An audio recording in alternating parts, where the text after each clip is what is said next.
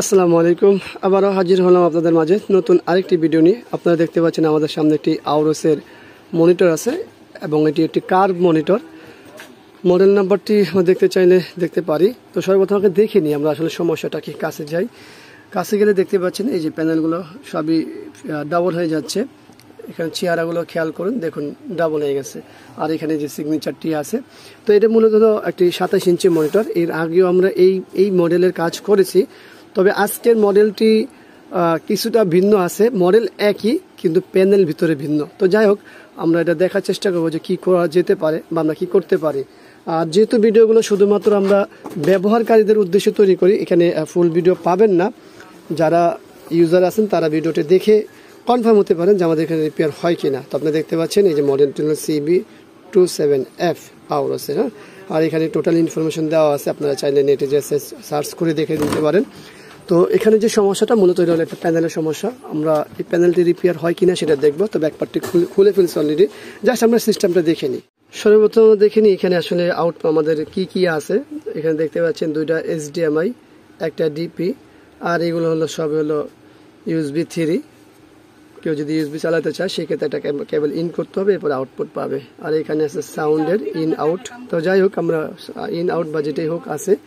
এখানে এই হলো পাওয়ার বোর্ড এটার ভিতরে। তো পাওয়ার বোর্ডটা খুব ভালো। আর এই হলো আমাদের এই যে ত্রিকোণ বোর্ড প্যানেলের। তো আপনারা জানেন সকলেই যে 22 বা 24-এর পরে যে প্যানেলগুলো হচ্ছে সবই হলো ডাবল ত্রিকোণ বোর্ডের। আর এই বোর্ডটি নর্মালি কার্ভেই বেশি ব্যবহার করা হয় এই প্যানেলগুলো।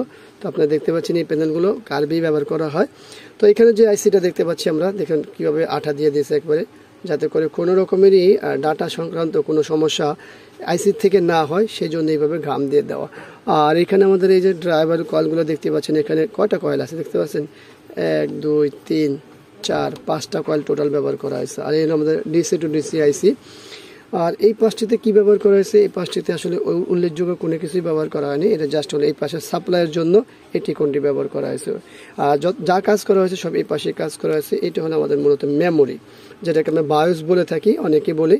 তো এটা হলো মেমোরি। আর এই পাশে দিয়েই টোটাল ভোল্টেজগুলো তৈরি করা হয়েছে এবং এই পাশ থেকেও সাপ্লাই করা হয়েছে। তো আমরা আসলে এই বোর্ডটির এই ত্রিকোণ বোর্ডটি আমরা দেখি নেই তা না, বিষয়গুলো এরকম না। এখানে কিছু কাজ করেছি, এখানেও কিছু কাজ করেছি, কিন্তু এখনও হয়নি। তো তখন মনে হলো যে আপনাদের জন্য ভিডিওটি তৈরি করা যেতে পারে। তো আমাদের সঙ্গে থাকবেন এই অর্থে যে এই মনিটরটি রিপেয়ার হয় কিনা সেটা অন্তত দেখার জন্য। কারণ হচ্ছে আপনাদের তো জানার দরকার আছে যে মনিটরগুলো রিপেয়ার হয় কিনা। যদি হয় তাহলে আমাদের কাছে আসতে পারেন, না হলে অন্য কোথাও দেখবেন, সেটা আপনার ইচ্ছা। তো চলুন আমরা আমাদের কাজ করি, এরপরে বাকিটুকু আপনাদেরকে জানাবো। তো ধন্যবাদ ভিডিওটি এই পর্যন্ত দেখার জন্য সবাইকে। বাকিটুকু কাজ করি তারপর জানাবো। তো আমরা আমাদের মূল যে কাজটি সেটি করেছি, করার পরে আমরা চেকে গিয়েছি। তো চেকে আপনারা দেখতে পাচ্ছেন যে এর মধ্যে কিন্তু আমাদের প্রথম অবস্থায় কিন্তু গার্বেজ আসতো, সেই গার্বেজটা কিন্তু বন্ধ হয়ে গেছে। তো এখানে লক্ষ্য করার বিষয় হলো উপরের দিকে, ঠিক এই উপরের দিকে একটা দাগ আছে, যেটা আসলে বোঝা যাবে না মোবাইলে বা ক্যামেরায়, এটা হলো বাস্তবে দেখলে বোঝা যাবে। আর সিগনেচারটি তো দেখতেই পাচ্ছেন, এই হলো সিগনেচারটি। তো আমাদের যে মূল কাজ সেটি হয়ে গেছে। তো যেহেতু ভিডিওতে প্রথমে বলে রেখেছে যে যারা ইউজার আছেন তাদের উদ্দেশ্যে ভিডিও তৈরি করা, কোনো টেকনিশিয়ানদের জন্য নয়। টেকনিশিয়ানদের ভিডিও যেগুলো আছে সেগুলো আমাদের আফজাল হোসেন চ্যানেলটি দেখতে পারেন, এই ডিসক্রিপশনে দেওয়া থাকবে লিঙ্কটি।